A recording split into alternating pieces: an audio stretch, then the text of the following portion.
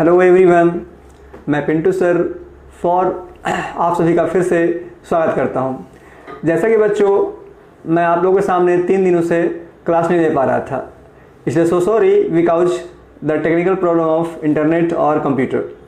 तो कंप्यूटर और इंटरनेट के टेक्निकल की वजह से मैं आप लोगों के सामने रूबरू नहीं हो पाया।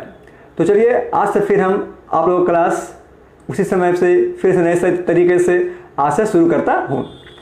तो चलिए पिछले क्लास में मैं बच्चों आप लोगों को लेक्चर 6 तक, ठीक ना, लेक्चर 1 टू लेक्चर 6 यहाँ तक मैंने आप लोगों को टेंस का सारा स्ट्रक्चर्स, उसका पहचान, उसका ट्रांसलेशन बनाने का तरीका मैं बता चुका हूँ।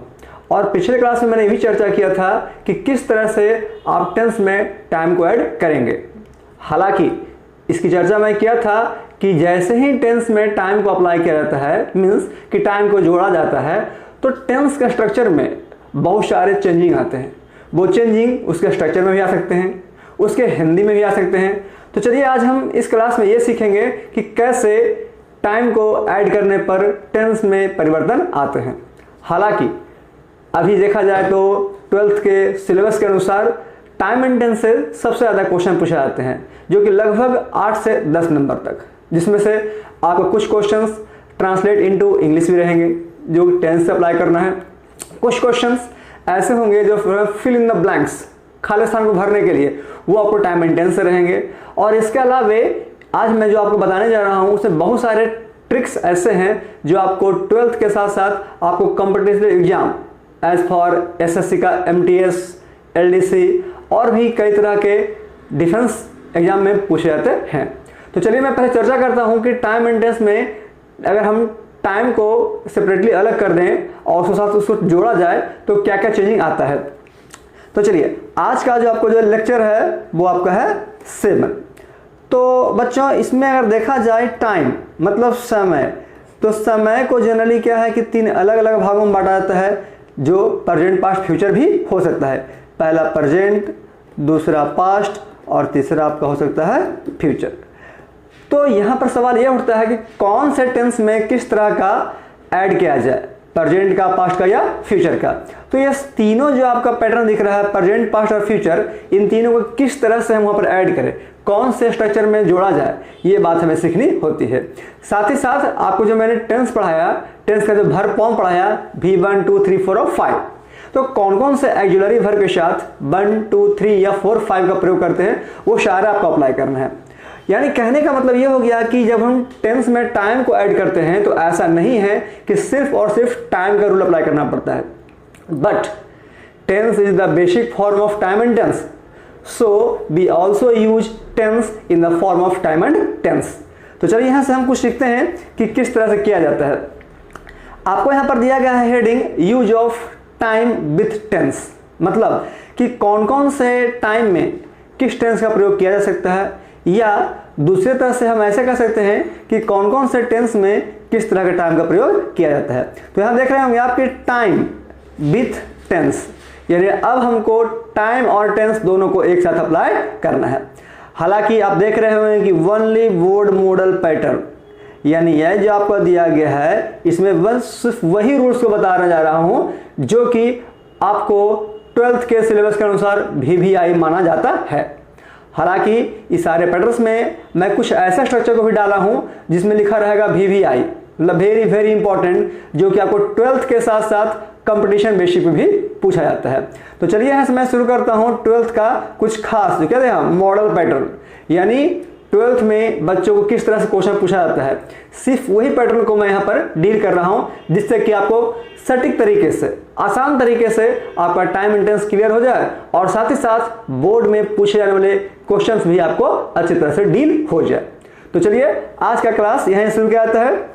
आपका नंबर 1 दिया गया है कि use of present indefinite tense. मैंने यहाँ पर क्या लिखा है, use of present indefinite tense, जबकि टेंस में पढ़ना होता था कि प्रेजेंट का स्ट्रक्चर क्या है, पहचान क्या है और कैसे किसी हिंदी को इंग्लिश में ट्रांसलेट या इंग्लिश से हिंदी में ट्रांसलेट किया जाता है। लेकिन अब हमें यह देखना है कि किस किस कंडीशन में, कहां कहां पर हम चाहें तो प्रेजेंट इंडेफिनिट मीन्स V1 और V5 फॉर्म इसका प्रयोग कर सकते हैं। तो V1 कहाँ लगता है, V5 कहाँ आता है, ये मैं टेंस में बता चुका हूँ। और सेम वही रूल अब यहाँ अप्लाई करना है। अंतर सिर्फ क्या आया बच्चों, अंतर यही आया कि जहाँ पर हमको ट्रांसलेट करना होता था, अब ट्रांसलेट के जगह पर क्या है कि फिल इन द ब्लैंक्स, खाली स्थान को भरना है। तो यहाँ पर आपका जो स्ट्रक्चर है मैं फिर से शो कर चुका हूँ कि सब्जेक्ट प्लस V1 या V5 प्लस ऑब्जेक्ट। अब V1 V5 क्या है, इस बात की जानकारी मैं आपको टेंस के लेक्चर क्लास में दे चुका हूँ। उसी रूल से यहाँ पर अप्लाई करना है। तो चलिए हम पढ़ते हैं सबसे पहले रूल नंबर 1, जो कि किसका है, प्रेजेंट इंडेफिनिट का रूल नंबर 1। यहाँ पर हमें यह पढ़ना होता है कि प्रेजेंट इंडेफिनिट मीन्स कि V1 और V5 का प्रयोग कहाँ कहाँ और किस कंडीशन में किया जाता है।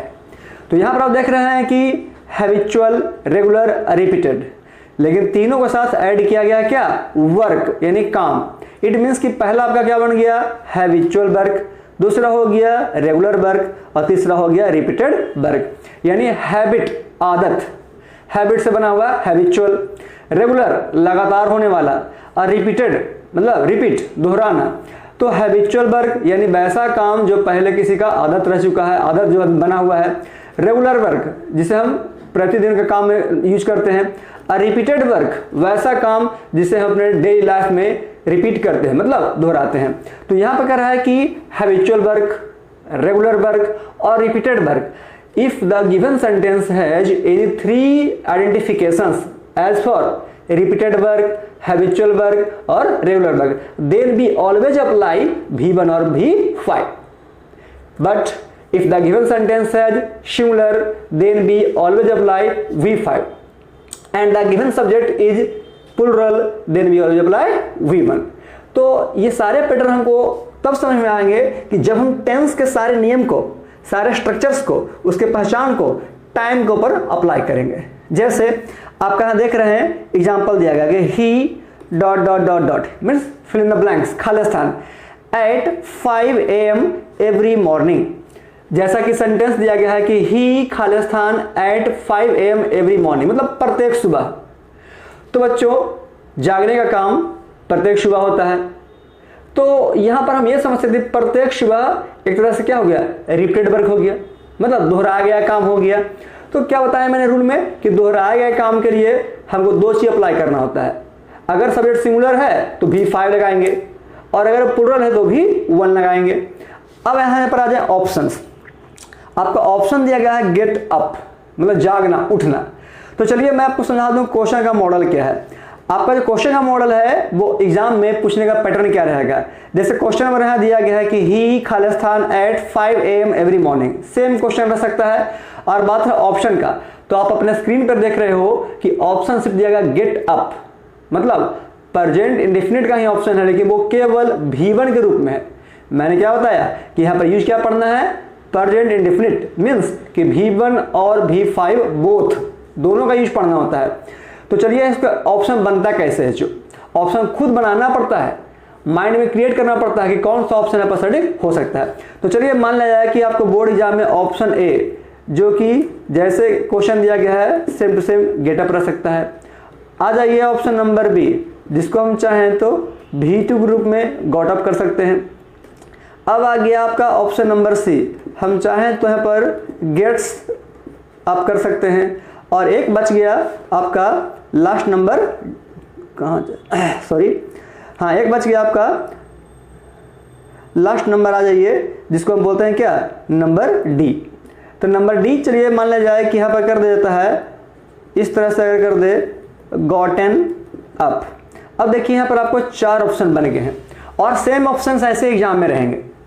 तो 4 ऑप्शन में से कौन सा ऑप्शन क्लियरली सही है, करेक्ट है, उसके लिए हमको टेंस के साथ साथ टाइम का प्रयोग करना होता है। तो चलिए यहाँ पर हम पहले मैं बता दूं कि क्वेश्चन में टाइम क्या दिया गया है। तो देखिए आपका जो यहाँ पर दिया गया है एवरी मॉर्निंग, एवरी मतलब प्रत्येक, every is a time to show the present indefinite tense, यानी एवरी एक ऐसा समय है जो प्रेजेंट इंडेफिनिट को शो करता है।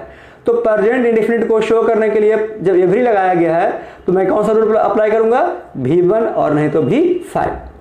अब सवाल आता है कि क्वेश्चन में दिया गया सब्जेक्ट क्या है। तो हम देख रहे हैं कि सब्जेक्ट क्या है, ही। मैं पहले बता चुका हूं कि he is a singular subject, then we always use V5 form with he. तो यहाँ पर हम क्या अप्लाई किए, टेंस का नियम भी और टाइम का नियम भी। तो सबसे पहले इस तरह के फिल इन द ब्लैंक्स वाले क्वेश्चन में आपको ये देखना होगा कि कौन सा समय दिया गया है। अब समय वो प्रेजेंट का हो सकता है, पास्ट का भी हो सकता है और फ्यूचर का भी हो सकता है। तो टेंस तभी अप्लाई करना है जब हमें टाइम की जानकारी हो। तो मैंने यहाँ पर क्या देख लिया, एवरी मॉर्निंग मतलब एवरी प्लस टाइम, हम चाहें तो every Monday, every Sunday, every night, every evening कर सकते हैं। इट मीन्स कि the given sentence has the time every plus time, यानी एवरी प्लस टाइम एक सब्जेक्ट एक टाइम दिया गया है जिसमें आपको टेंस अप्लाई करना होता है। तो चलिए हम टेंस अब अप्लाई कैसे करना है। तो यहाँ देख रहे हैं क्वेश्चन में आपका ही है, तो ही क्या है, सिंगुलर फॉर्म। तो जाहिर सी बात है कि यहाँ पर हमें ऑप्शन की बात करते हैं तो आपका जो ऑप्शन ए है वो क्या देगा, गेट अप, जैसा कि आपके क्वेश्चन के साथ दिया गया गेट अप। ठीक है, तो गेट अप जो कि आपका V1 है और ही के साथ क्या लगता है V5। तो चलिए यहाँ पर जो ऑप्शन ए है वो मेरा क्या हो गया, गलत, छट गया। ऑप्शन 2 में आ जाइए, दिया गया गॉट अप, जागा। अब प्रत्येक सुबह जागा, तो टाइम है प्रेजेंट का और अप्लाई कर रहे हैं कौन सा, टेंस पास्ट का। इट मीन्स कि ऑप्शन नंबर 2 आपका ये भी गलत। अब आ जाइए तीसरा में, दिया गया है गेट्स, जो कि 5वां रूप है जो कि ही के साथ अप्लाई कर सकते हैं और प्रेजेंट इंडेफिनिट का भी है। तो आपका जो यहाँ पर सही आंसर हो जाएगा वो क्या हो जाएगा, ऑप्शन नंबर सी, यानी सी को हम सही करेंगे। जबकि डी दिया गया है गॉटन। मैं पहले बता चुका हूं टेंस में कि V3 जब भी अप्लाई होता है तो किसी न किसी ऑक्सिलरी वर्ब के साथ, तो यहां पर नहीं दिया गया है, अर्थात ऑप्शन डी भी क्या हो गया, गलत। तो इस तरह से आपको माइंड में एक रीजनिंग बनाना होगा, एक कैलकुलेशन करना होगा कि टाइम क्या है और दिए गए सेंटेंस का सब्जेक्ट क्या है। मीन्स कि टाइम में आपको देखना पड़ेगा 3 चीज, प्रेजेंट, पास्ट और फ्यूचर का, और आपको समय के अनुसार देखना पड़ेगा क्वेश्चन का सब्जेक्ट क्या है। तो सब्जेक्ट कितने तरह, 2 तरह का, एक सिंगुलर दूसरा प्लूरल। तो चलिए इसी तरह से हम आगे बढ़ते हैं प्रेजेंट इंडेफिनिट का रूल नंबर 2। रूल नंबर 2 जो कि प्रेजेंट इंडेफिनिट को शो करता है। इट मीन्स कि V1 V5 और कहां कहां लगाया जा सकता है। तो कह रहा है time expressing adverbs, you know about adverbs. आप लोग एडवर्ब के बारे में अच्छी तरह से जानते हैं कि एडवर्ब कहने देता है क्रिया विशेषण, ठीक है। और साथ में साथ टाइम एक्सप्रेसिंग, टाइम मतलब समय, एक्सप्रेस मतलब व्यक्त करना, बतलाना। तो टाइम एक्सप्रेसिंग एडवर्ब में कौन कौन सा ऐसा मीनिंग है, कौन कौन सा टाइम है जो हमेशा और हमेशा प्रेजेंट इंडेफिनिट के लिए अप्लाई किया जाता है। इट मीन्स कि आपको यहां पर कुछ टाइम दिया गया है, उस टाइम को आप याद रखेंगे, याद कर लेंगे। क्यों, ताकि अगर किसी क्वेश्चन में इसमें से दिया गया कोई भी टाइम अगर शुरू में, बीच में, लास्ट में कहीं पर भी लग जाए तो उस समय आप बेझिझक V1 या V5 का प्रयोग कर सकते हैं। इट मीन्स कि प्रेजेंट इंडेफिनिट ही अप्लाई होगा। तो चलिए यहां पर कौन कौन सा टाइम एक्सप्रेसिंग एडवर्ब्स है जो आपको एग्जाम में बिल्कुल ट्रिकली बन सकता है। जैसे ऑलवेज, तो ऑलवेज एक ऐसा कॉमन मीनिंग है, कॉमन एडवर्ब का मीनिंग दिया गया है टाइम का, जो हमेशा आपको क्वेश्चन में पूछा जाता है। दूसरा दिया गया ऑफन, अक्सर या प्रायः, समटाइम्स, कभी कभी, जनरली, कभी कभार, रेयरली, मुश्किल से, सेल्डम, कभी नहीं, हार्डली, मुश्किल से, नेवर, कभी नहीं, और एवरी प्लस टाइम। तो आपका एवरी प्लस टाइम क्या है, जरा इसको समझ लें। अब हम बोल दें एवरी मॉर्निंग, तो मॉर्निंग क्या हो गया, टाइम। एवरी संडे, संडे क्या हो गया, टाइम। एवरी मंडे, मंडे क्या हो गया, टाइम। एवरी जनवरी, तो इस तरह से हम चाहें तो एवरी के बाद किसी तरह का टाइम का प्रयोग कर सकते हैं। इट मीन्स कि always, often, sometimes, generally, rarely, seldom, hardly, never और एवरी प्लस टाइम, ये इस इंपॉर्टेंट टाइम है जो आपको क्वेश्चन में कहीं ना कहीं लगा रहेगा, कहीं ना कहीं दिया रहेगा। तो जैसे ही इतने समय में से कोई एक समय दिखे तो क्या अप्लाई करना है, V1 और V5, बस, है ना जी। तो इसी तरह से आप मेहनत करते रहें और मैं आपको ट्रिक बताता रहूंगा ताकि किस तरह से छोटे छोटे ट्रिक से आप हर क्वेश्चन को आसानी से डील कर सकते हैं। तो चलिए अब एग्जाम्पल लिया जाए। क्वेश्चन कर रहा है ही नेवर, मतलब कभी नहीं, खाली स्थान डॉट डॉट डॉट, कर रहा है हेयर ऑन टाइम। अब देख रहा है कि समय पर, तो यहां पर देखिए क्या दिया गया है, यहां पर आपका दिया गया है नेवर। तो ये नेवर जो है एक ऐसा टाइम है जो प्रेजेंट इंडेफिनिट का है। ओके, प्रेजेंट इंडेफिनिट, साथ ही साथ अप्लाई क्या करना है, ही के साथ। अब ऑप्शन आ जाइए, ऑप्शन दिया गया है कम, मतलब आना। तो वह यहाँ समय पर नहीं आता है, या आएगा या आया था। तो जाहिर सी बात है कि प्रेजेंट का है, तो मैं पहचान बता चुका हूँ कि ता है, ती है, ते हैं। तो आता है, ना कि आया है या आएगा। साथ ही साथ अगर हम इस क्वेश्चन में चाहें तो नेवर के बदले ऑफन, समटाइम, जनरली इन शब्दों का प्रयोग भी कर सकते हैं। तो एग्जाम्पल कुछ भी रहे, आपको सिर्फ टाइम पे फोकस करना है। ये सारे मीनिंग में से कोई भी एक मीनिंग दिखे तो हमेशा प्रेजेंट इंडेफिनिट का ही होगा। अब आपको ख्याल करना है सब्जेक्ट पर। तो यहाँ पर देख रहे हैं कि आपका जो सब्जेक्ट है ही है, तो ही के अनुसार आप कम, तो कम का V5 क्या अप्लाई करना होगा, तो कम का V5 अप्लाई करना होगा आपको यहाँ पर कम्स, जो कि सही है। चलिए इन केस अगर हम यहाँ पर दिए गए सब्जेक्ट ही को चेंज कर दे, सपोज दैट क्वेश्चन क्या रहता है, यू रहता, ठीक है, तो यू के अनुसार हम यहाँ क्या अप्लाई करते, कम। यानी आपको हर हाल में टेंस को पकड़ के रखे रहना है ताकि वो अप्लाई करने में गलत ना हो सके। चलिए आगे बढ़ते हैं रूल नंबर 3 के साथ। रूल नंबर 3 यहां कह रहा है कि यूनिवर्सल ट्रुथ। यूनिवर्सल ट्रुथ का मतलब होता है सार्वभौमिक सत्य। इट मीन्स कि सर्वदा सत्य। इट मीन्स कि the sentence which never can false, वैसा सेंटेंस जो कभी झूठ नहीं हो सकता, जो कभी बदल नहीं सकता, that is called universal truth. तो यूनिवर्सल ट्रुथ में आपको वैसे वाक्य आएंगे जो फिक्स है, वो कभी बदल नहीं सकता। जैसे हम कहेंगे कि सूर्य पूर्व में उगता है, क्या कभी पश्चिम में, उत्तर में या दक्षिण में उगेगा, never, that is called universal truth. या हम कह देंगे कि गंगा हिमालय से निकलती है, ये भी क्या है, यूनिवर्सल ट्रुथ है। सूर्य पश्चिम की ओर ढलता है या डूबता है, क्या हो गया, यूनिवर्सल ट्रुथ है। तो इस तरह के सारे वाक्य यूनिवर्सल ट्रुथ कहलाते हैं। फिर आपको कह रहा है प्रिंसिपल, यानी कोई सिद्धांत, चाहे वो मैथमेटिक्स के रूल्स हो, फिजिक्स हो, केमिस्ट्री हो, एवरीथिंग, यानी किसी भी प्रिंसिपल के साथ। और कह रहा है परमानेंट एक्टिविटी। परमानेंट मतलब अस्थाई, फिक्स, और एक्टिविटी मतलब कार्य। तो 3 चीज, यूनिवर्सल ट्रुथ, परमानेंट एक्टिविटी और प्रिंसिपल के साथ हम चाहें तो वही प्रेजेंट इंडेफिनिट मीन्स V1 और V5 का प्रयोग कर सकते हैं, जो कि इजीली वे में लगाया जाता है। जैसे आप एग्जाम्पल लें यहाँ पर, द सन, सूर्य, खाली स्थान इन द ईस्ट। अब ऑप्शन आपका दिया गया राइज, तो जाहिर सी बात है कि सूर्य का पूर्व में उगना, ठीक है, सूर्य का पूर्व में उगना कैसा काम हो गया, ये आपका यूनिवर्सल ट्रुथ है ना। या इसको हम परमानेंट एक्टिविटी भी कह सकते हैं, कोई फर्क नहीं पड़ता है।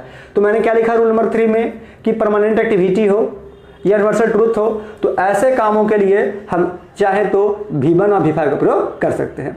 अब सवाल आता है कि V1 और V5 कहाँ अप्लाई करना है। तो देखिए, the sun, only one in the world, it is denoted as similar subject, then we always use V5 means S और ES फॉर्म। तो चलिए यहाँ पर आपको ऑप्शन दिया गया है राइज, और क्वेश्चन में दिया गया सब्जेक्ट क्या, सन। तो राइज का जो V5 बनेगा क्या हो जाएगा, राइजेज। यानी ऑप्शन मेरे पास कुछ भी रहे एग्जाम में, हमें बस रूल्स को, उसके कॉन्सेप्ट को फॉलो करना है। उसी कॉन्सेप्ट से आपका जो इजीली वे में है fill in the blanks complete किया जा सकता है। तो यहाँ मान लिया ऑप्शन में रहता रोज या हैज राइजन या इज राइजिंग, तो कुछ भी नहीं करते, सीधा सीधे देखते कि कौन सा रूल है। तो रूल क्या अप्लाई हो रहा है, परमानेंट एक्टिविटी या फिर यूनिवर्सल ट्रुथ। तो क्या चीज लगता है उसमें, V1 और V5। तो चलिए यहाँ पर द सन के अनुसार आपका जो है फिल इन द ब्लैंक्स है, वहां क्या भर देंगे, राइजेज, यानी सही क्या हो जाएगा, राइजेज।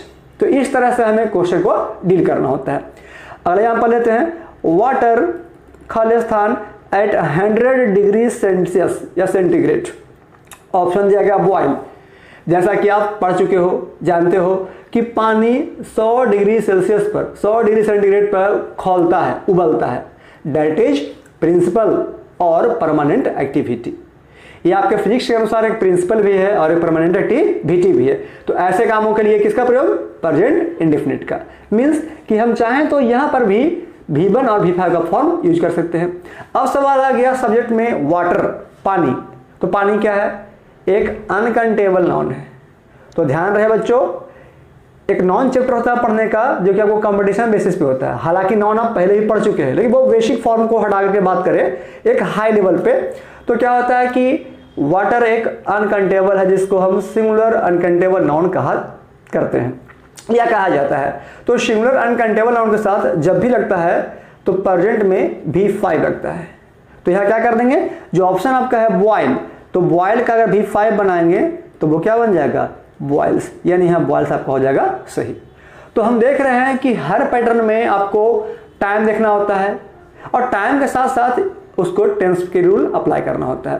तो यहाँ पर जो ऑप्शन देखे आप कि ही नेवर तो कम से लग गया, अगर आता यू नेवर तो कम लगता, द सन परमानेंट एक्टिविटी है या फिर यूनिवर्सल ट्रूथ है तो राइजेज हो गया, वाटर 100 डिग्री सेल्सियस पर उबलता है या खौलता है, ये क्या है आपका प्रिंसिपल है तो आपका वॉयल्स लग गया। तो चलिए इस तरह से आगे बढ़ते हैं रूल नंबर 4 के तरफ। जैसा कि रूल नंबर 4 जो कि आपको यहाँ पर VVI की तरह से दर्शाया गया है ना, VVI मतलब वेरी वेरी इंपॉर्टेंट। तो यहाँ पर देख रहे हैं कि रूल 4 को VVI क्यों किया गया है। तो बच्चों इस पॉइंट को आप दिमाग में सेट कर ले, अपने नोटबुक में लिख ले या फिर इस वीडियो को अवश्य डाउनलोड कर ले ताकि फ्यूचर के लिए इसे संभाल के रखा जाए, क्योंकि इस वीडियो के माध्यम से खास करके जो रूल नंबर 4 है वो सबसे इंपॉर्टेंट रूल है किसका, प्रेजेंट इंडेफिनिट टेंस का। तो इस टेंस में यह देखना होता है कि कैसे सेंटेंस को दो अलग अलग भागों में डिवाइड किया जाता है और दो भाग होने के वजह से कौन से भाग को क्या कहा जाता है, कौन से भाग में क्या पहचान होता है और किस पार्ट में टेंस का कौन सा फॉर्म अप्लाई होता है। इस पार्ट से, इस पैटर्न से हमेशा एग्जाम में 1 या 2 क्वेश्चन पूछे जाते हैं और साथ ही साथ इस पैटर्न का यूज ट्रांसलेशन बनाने में, स्पोकन में और कॉम्पिटिटिव व्यू में काफ़ी ज़्यादा यूज आता है। तो चलिए इस रूल्स को समझिए बेहतर तरीके से, जिसको क्या बोला गया है, रूल नंबर 4। तो रूल 4 को किया गया आपको VVI, जिसका नाम दिया गया कंडीशनल सेंटेंस।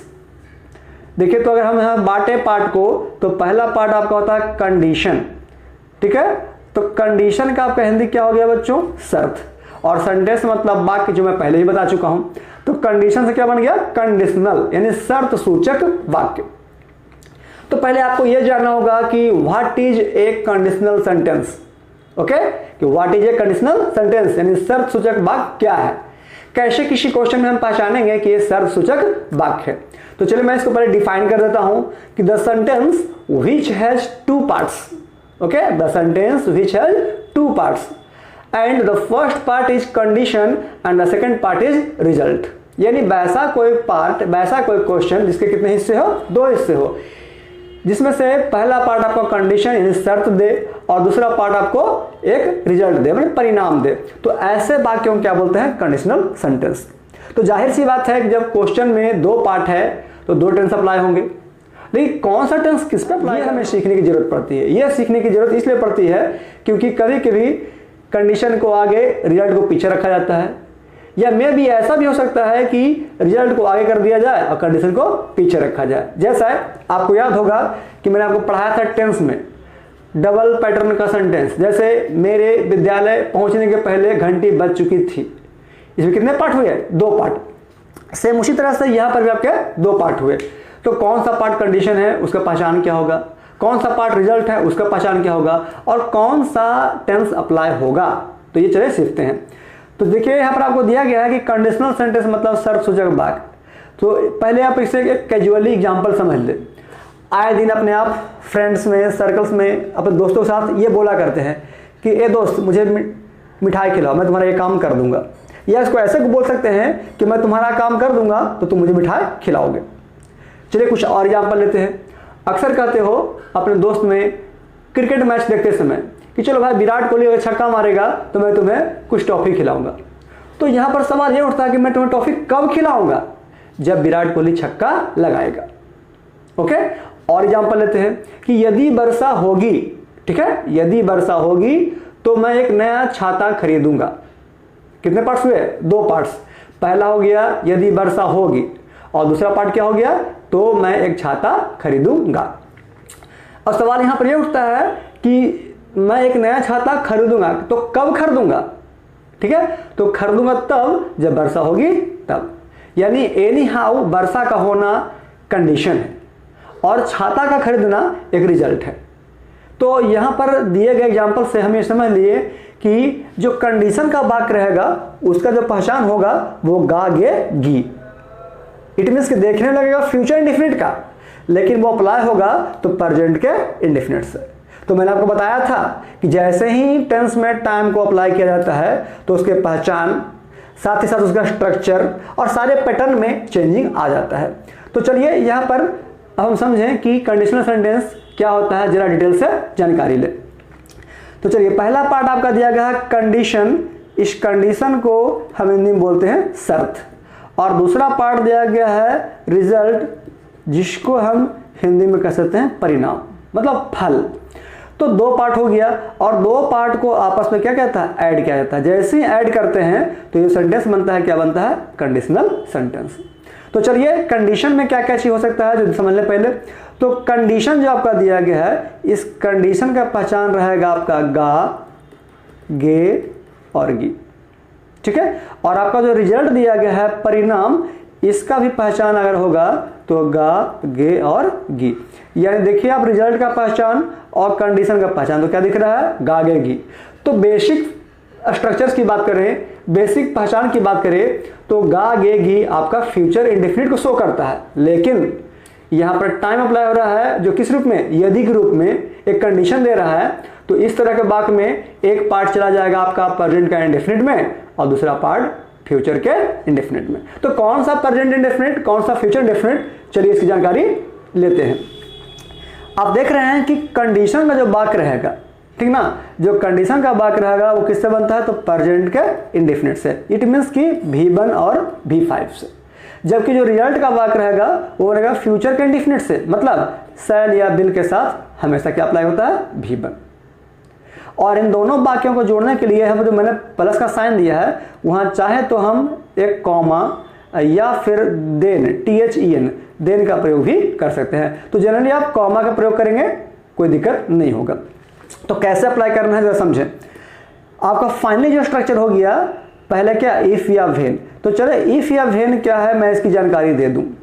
तो सबसे पहले आप समझें कि इफ या व्हेन क्या होता है। इफ मतलब हो गया यदि, ठीक है, यदि या यद्यपि। और व्हेन मतलब ऐसे तो टेंस के अनुसार व्हेन मतलब होता है कब, लेकिन यहां पर सेंटेंस में क्वेश्चन नहीं है, इंट्रोगेशन नहीं है, तो यहां पर व्हेन का हो जाएगा जब। ओके, तो व्हेन यहां पर एक इंट्रोगेशन के रूप में ना यूज होकर के एक कंजक्शन के रूप में हो रहा है, जिसे क्या बोलते हैं हम, जब। तो यदि मतलब इफ और व्हेन मतलब क्या हो गया, जब। तो यहां पर एक पहचान बताते हैं मैं आपको कि अगर वैसे बच्चे, वैसे स्टूडेंट्स जिसको स्ट्रक्चर याद ना रहे, या फिर आप ये भूल जाएंगे कैसे हम समझेंगे कि this is the conditional sentence. Okay, तो ऐसे अवस्था में आपको मैं दो पहचान बताता हूं। First, according to the Hindi, अगर हिंदी के किसी वाक्य में स्टार्टिंग में यदि या अगर लग जाए, ठीक ना, यदि या अगर या जब, तो यदि या अगर के लिए इफ अप्लाई होता है और जब के लिए व्हेन अप्लाई होता है। तो अगर या यदि लग रहा है हिंदी में, तो जिस वाक्य में अगर या यदि या जब लग गया उसे क्या समझेंगे, कंडीशन का वाक्य। और जो पिछला पार्ट रहेगा वो क्या हो जाएगा, रिजल्ट का वाक्य। This is the first process. And the second process according to English, if the given sentence has if the given sentence has if or when in the starting of the sentence, if the given sentence has if or when in the starting of the sentence, this is denoted as conditional sentence। तो आपको दो पहचान हो गए, ये दो पहचान से आप समझ सकते हैं कि वो क्या कंडीशन शो करता है। तो चलिए इसका स्ट्रक्चर हो गया आपका if या when, उसके बाद अप्लाई कर देना प्रेजेंट का इंडेफिनिट टेंस, मतलब सब्जेक्ट प्लस V1 और V5 प्लस ऑब्जेक्ट। अब साथ में सेंटेंस को ऐड करने के लिए हम क्या लगा दिए यहाँ पर, कॉमा। हालांकि क्वेश्चन में तब रहेगा तो देन लगाएं या कॉमा लगाएं, बात एक ही है। फिर आपका दूसरा पार्ट जो हो गया, क्या हो गया, सब्जेक्ट प्लस शैल या will plus when plus object. यानी फर्स्ट पार्ट जो आपका कंडीशन है उसको रखना है प्रेजेंट के इंडेफिनिट में, और जो रिजल्ट है उसको रखना है फ्यूचर के इंडेफिनिट में। इसी से आपका ट्रांसलेशन भी बन सकता है। आप जनरली डेली लाइफ में स्पोकन भी बोल सकते हो। और साथ ही साथ जो फिल इन द ब्लैंक्स आता है उसमें दो पार्ट रहता है। अगर अगला पार्ट भरा हुआ है तो पिछला पार्ट खाली रहेगा, अगर पिछला पार्ट भरा हुआ है तो अगला पार्ट खाली रहेगा। तो ऐसे ऐसे क्वेश्चन आपको मिलेंगे। तो चलिए हम बढ़ते हैं एग्जाम्पल की ओर कि कैसे होता है। जैसे आप यहाँ समझें, करा यदि विद्यार्थीगण कठिन परिश्रम करेंगे, कॉमा वे लोग परीक्षा में अच्छे अंक प्राप्त करेंगे। ठीक है, तो वे लोग परीक्षा में अच्छे अंक प्राप्त करेंगे। ठीक है, तो वे लोग अच्छे अंक प्राप्त कब करेंगे? जब वे लोग यानी विद्यार्थीगण कठिन परिश्रम करेंगे। तो सेंटेंस के पैटर्न से हमें पता चल रहा है कि विद्यार्थीगण कठिन परिश्रम करेंगे, this is the condition and it is always use with present indefinite, means कि V1 और V5 एंड द रिजल्ट क्या है? रिजल्ट आपका है कि वे लोग परीक्षा में अच्छे अंक प्राप्त करेंगे। तो रिजल्ट के लिए अप्लाई करना क्या होता है? फ्यूचर का इंडेफिनिट, यानी शैल और विल के साथ V1। तो चलिए हम ट्रांसलेट करते हैं इसको। करा इफ मतलब क्या आपका हो गया? यदि। मैंने बताया कि इफ से ही कंडीशनल सेंटेंस को पकड़ा जाता है, पहचाना जाता है। तो करा if the students labour hard. अब हम चाहें तो इस लेबर के बदले वर्क का प्रयोग भी कर सकते हैं। ओके, वर्क मतलब काम करना, वर्क हार्ड या लेबर हार्ड दोनों सेम चीज है। तो ये आपका हो गया पहला पार्ट कि if the students work hard या labour hard, this is the condition. फिर कह रहा है कॉमा, तो कॉमा अप्लाई कर दिए। फिर कह रहा वे लोग, दे हो गया, कह रहा वे लोग कठिन परिश्रम करेंगे,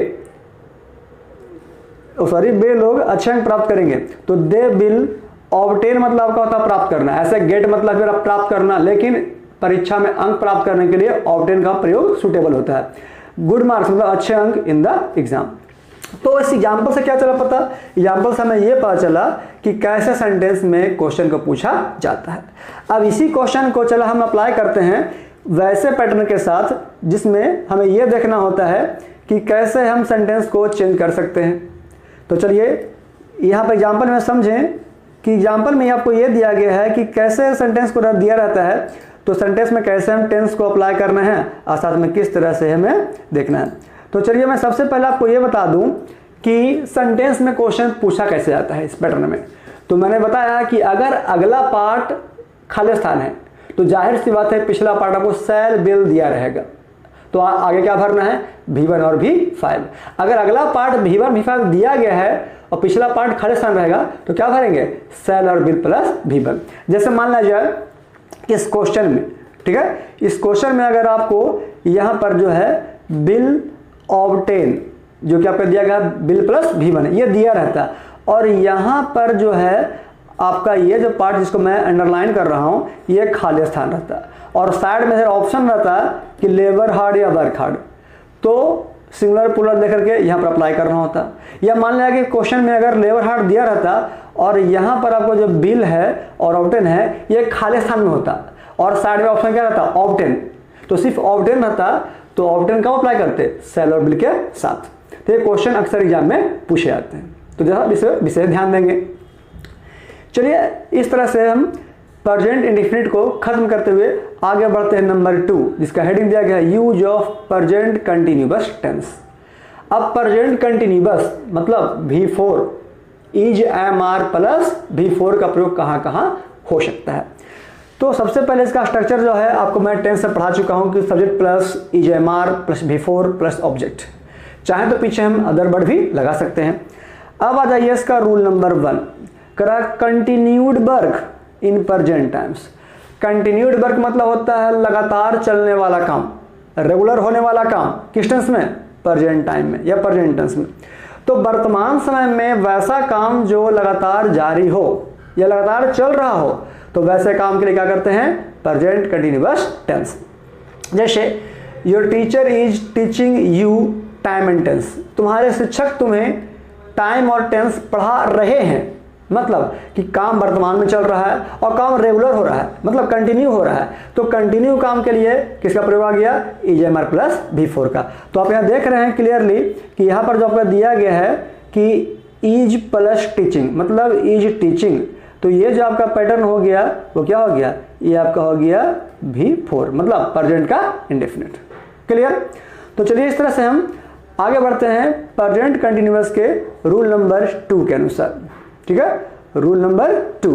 तो रूल 2 क्या कहता है? जैसे मैंने ही बताया प्रेजेंट के डेफिनेट में कि ऑलवेज, समटाइम्स, रेयरली, सेल्डम, ये कुछ ऐसे समय हैं जिसके साथ हर हाल में V1 और V5 लगता है। ठीक उसी तरह से आप यहाँ पर now, at present, at the moment, current, currently, recent, recently, और लास्ट में आपका दिया गया है दिस प्लस टाइम। ये सारे मीनिंग को आप याद रखेंगे। मीन्स कि जिस क्वेश्चन में, जिस हिंदी में या इंग्लिश में, तो हिंदी से समझ नहीं आएगा तो चलिए इंग्लिश से देखते हैं कि वैसा कोई भी सेंटेंस जिसके लास्ट में या बीच में या कहीं पर भी इतने मीनिंग्स में कोई भी एक मीनिंग आ गया, जैसे नाउ है, एट ए मोमेंट है, एट प्रेजेंट है, रिसेंटली है, करेंटली है, ये सारा मीनिंग अगर कहीं पर दिख रहा है और खाली स्थान दिया गया है तो सीधा सीधी अप्लाई करना है प्रेजेंट का कंटिन्यू, बस मतलब is am are plus V4। तो देखिए आपका एग्जाम्पल दिया गया है, समझे से एग्जाम्पल से, the girl dot dot dot dot खाली स्थान ए स्वेटर एट द मोमेंट। चलिए हम गौर करते हैं यहाँ पर एट द मोमेंट को। तो एट द मोमेंट एक ऐसा समय है जो केवल और हमेशा प्रेजेंट के कंटिन्यूअस के साथ अप्लाई करते हैं।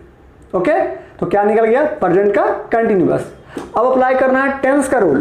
तो टेंस में मैं पढ़ा चुका हूं, बता चुका हूं कि प्रेजेंट के कंटिन्यूअस के लिए is am are plus V4। अब आ जाइए ऑप्शन की ओर। आपका ऑप्शन दिया गया है नीट, KNIT। ठीक है, KNIT, नीट मतलब बुनना, जो होता है ना स्वेटर बुनना, वही। अब नीट को हम अगर बनाते हैं V4 तो क्या बनेगा? Knitting, KNITTING। लेकिन अप्लाई करना है इज एम आर में से कोई एक। तो क्वेश्चन आप देख रहे हैं कि द गर्ल सिंगुलर सब्जेक्ट है, तो जाहिर सी बात है कि जब सब्जेक्ट सिंगुलर तो लगने वाला ऑक्सिलरी वर्ब भी सिंगुलर ही होगा। ओके, तो यहाँ पर क्या अप्लाई कर देंगे? इज। यानी कहने का मतलब कि अगर आपके पास यहाँ 4 ऑप्शन बने होते तो जाहिर सी बात है उस ऑप्शन में से ABCD में से कोई एक ऑप्शन ऐसा होता जो आपको इज प्लस निटिंग लिखा रहता। तो ऑप्शन खुद बनाइए या फिर ऑप्शन बना रहे, कोई फर्क नहीं पड़ता है, बोथ रूल्स आर सेम।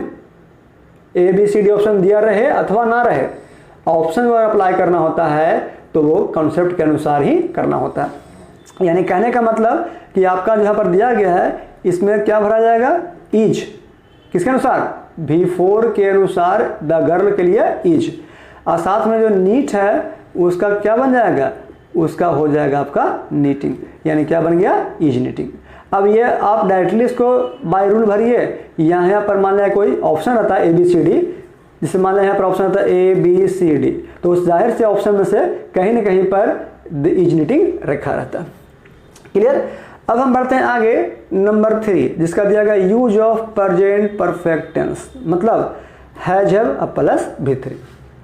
तो प्रेजेंट परफेक्ट में हैज और हैव कैसे अप्लाई होता है इसकी जानकारी मैं दे चुका हूं।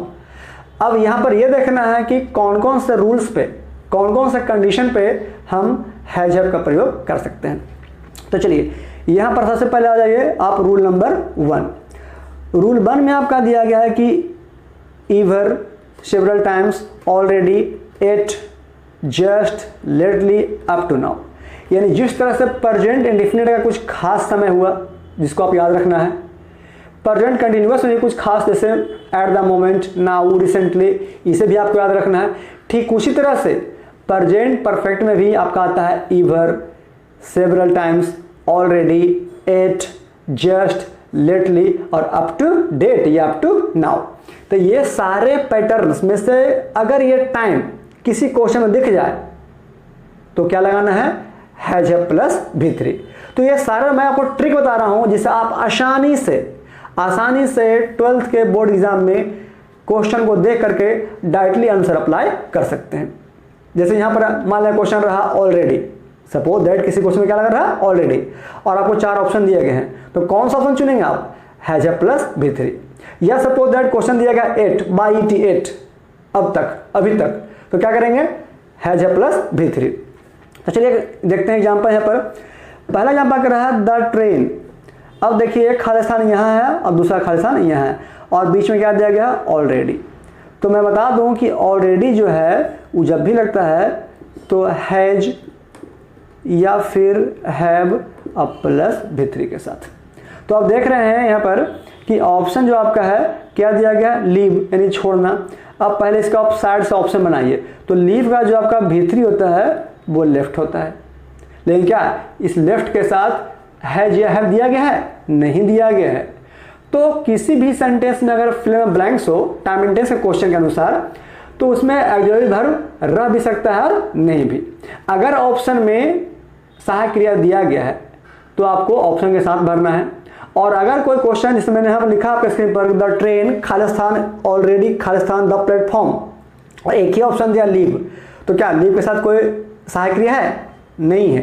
तो ऐसे कंडीशन में आप अलग से एक ऑक्सिलरी वर्ब को क्रिएट करेंगे अकॉर्डिंग टू टेंस। तो यहाँ पर क्या अप्लाई हो रहा है, हैज या हैव।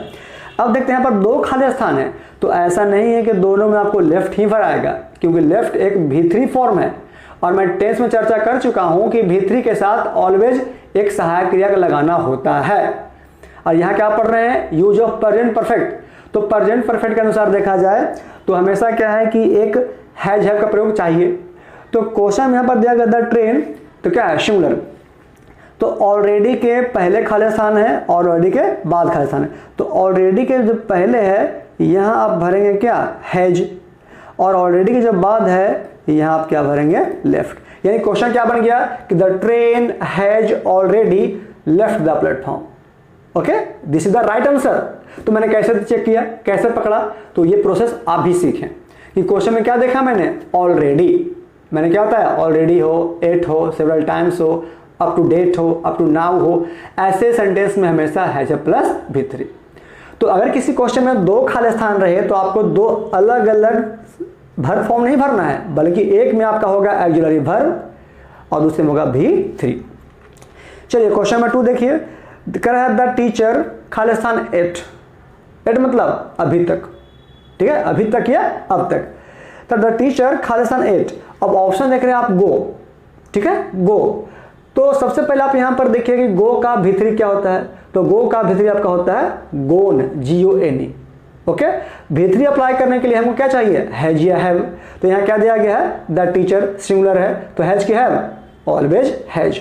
तो आपका जो है आंसर हो जाएगा वो आपका क्या हो जाएगा, यहाँ पर आंसर आपका हो जाएगा इस तरह से, हैज और गो का V3 हो जाएगा गोन, यानी क्या हो गया, हैज गोन। लेकिन ध्यान दें कि अगर क्वेश्चन में हम ऐसे करते द टीचर्स, यहाँ पर एस लगाते, तो एस लगाते तब जाके यहाँ पर आंसर आपका क्या बनता, यहाँ पर आंसर होता हैव गोन। तो क्या देख रहे हैं कि हैज के साथ भी गोन और हैव के साथ भी गोन। इट मीन्स कि this rule is verified as V3 is always use with has और have, but depend in the sentence कि the given sentence has the singular और प्लूरल।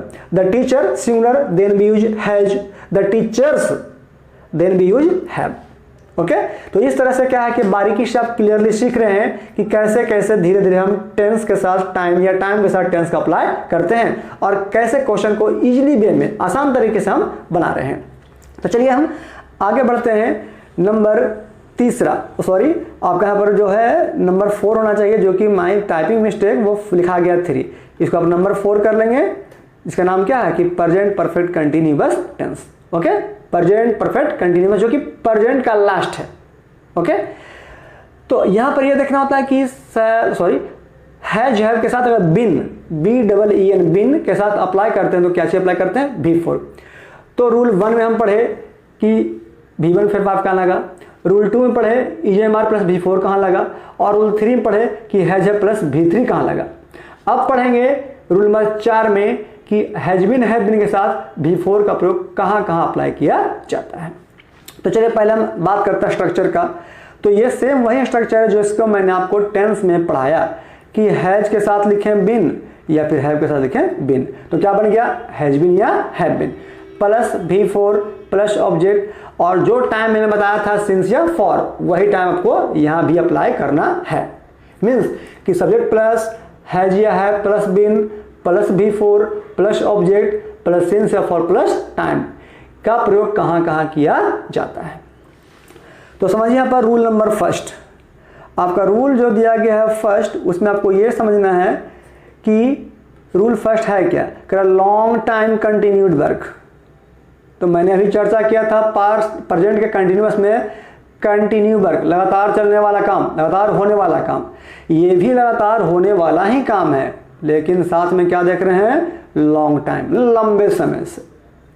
तो चलिए मैं फिर से समझा दूं जरा।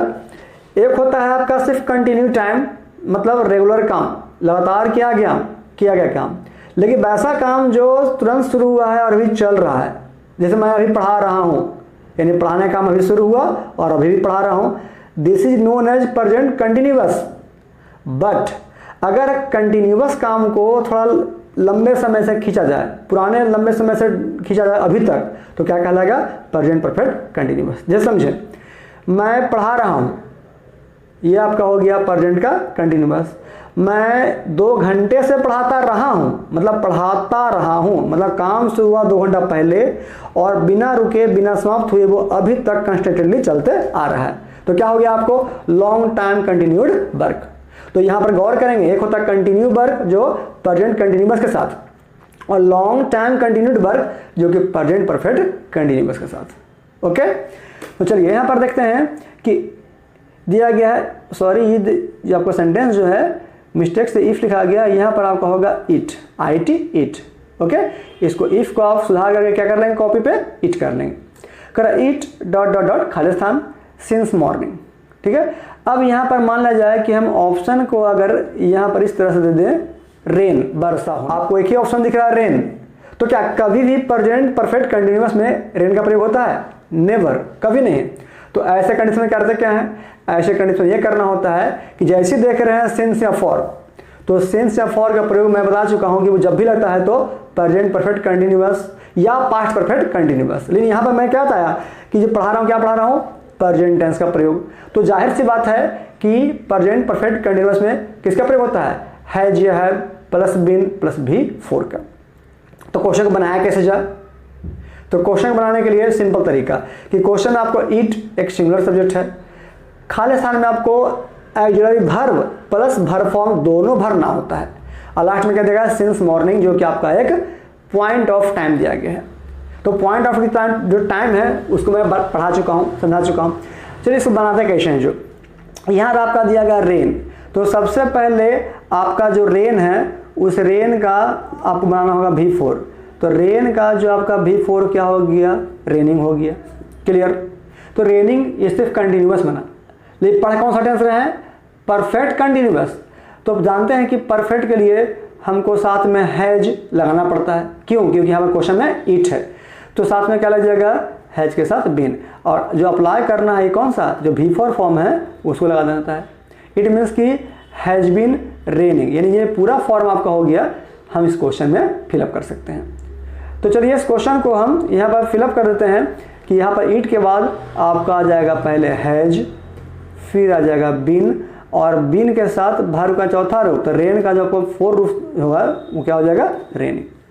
तो बच्चों इस तरह से हम देखें कि कैसे किसी टेंस को अप्लाई करना होता है अकॉर्डिंग टू द टाइम। तो प्रेजेंट का मैंने चर्चा कर दिया, प्रेजेंट की पूरी जानकारी आपको दे दी। आई होप दैट कि आज की क्लास में बच्चे इस पूरे प्रेजेंट के सारे रूल्स को, खास करके उस पॉइंट को जिन्होंने VVI कराया, जैसे कंडीशनल सेंटेंस, खास करके कुछ टाइम्स को, जैसे आपका प्रेजेंट का कुछ टाइम दिया गया है इंडेफिनिट में, कंटिन्यूअस में कुछ टाइम दिया गया है, और परफेक्ट में भी कुछ टाइम दिया गया है। तो इस खास पॉइंट पर आप विशेष ध्यान देंगे ताकि बच्चे यहाँ पर दिक्कत ना हो। चलिए मैं आपको फिर से समझा देता हूँ कि कहाँ पर है क्या है। जो सबसे पहले तो आप देखें अगर, तो प्रेजेंट इंडेफिनिट में आप यहाँ शो कर लें रूल नंबर 2, ठीक है, प्रेजेंट इंडेफिनिट का रूल नंबर 2, जिसमें कुछ टाइम दिया गया है, आप इसको क्लियरली कवर कर लें। इस टाइम को याद रखें ताकि क्वेश्चन को आराम से इजीली वे में कम समय में ट्रिक से बनाया जाए। ऑलवेज वगैरह सब लोग याद कर लेंगे। उसी तरह से आप आ जाइए रूल नंबर 4 जो प्रेजेंट इंडेफिनिट का है, conditional sentence. This is the most VVI pattern, इसको आप क्लियरली कर लेंगे ताकि यहाँ पर कोई दिक्कत ना हो। चलिए आगे देख लें, आपका आ जाइए यहाँ पर रूल नंबर 2 जो कि आपका प्रेजेंट का कंटिन्यूअस है। इस टाइम को आप याद कर लेंगे ताकि दिक्कत ना हो। अब आइए प्रेजेंट परफेक्ट का रूल नंबर 1, इस टाइम को आप याद कर लेंगे। इस टाइम में आपको कहीं पर दिक्कत नहीं होना चाहिए। और इस तरह से हम क्या देखें कि सभी चीज़ को क्लियर कर लेते हैं। तो चलिए यहाँ पर आपको मैं समझा दूँ फाइनली कि प्रेजेंट का, इंडेफिनिट, कंटिन्यूअस, परफेक्ट, ये सबका जो पैटर्न होता है वो अलग अलग टाइम के अनुसार होता है। तो बच्चों इस तरह से आप देखेंगे कि हर टेंस में कुछ नए नए टॉपिक्स आ रहे हैं, नए नए टाइम आ रहे हैं। तो आई थिंक कि आज के क्लास में आपने काफ़ी एंजॉय किया होगा, काफ़ी ज़्यादा समझा होगा। अगर नहीं समझ में आएगा तो मैं आपको विश्वास दिलाता हूँ कि टाइम एंड टेंस के जो लास्ट टॉपिक आपके होंगे, लास्ट क्लास होंगे, उसमें बहुत सारे आपको क्वेश्चन दिए जाएंगे, बहुत सारे बोर्ड मॉडल क्वेश्चन दिए जाएंगे जो स्पेशल 12th के एग्जाम में पूछे जाते हैं।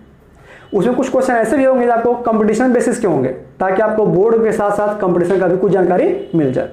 तो इसी तरह से हमारे चैनल के साथ बने रहें, और वैसे बच्चे जो अभी तक हमारे चैनल को सब्सक्राइब नहीं किए हैं वो सब्सक्राइब जरूर कर दें, ताकि हमारा जो नया नया वीडियो अपलोड होता है, जो नया नया क्लासेस होता है, उसकी जानकारी आपको नोटिफिकेशन के माध्यम से मिलता रहे।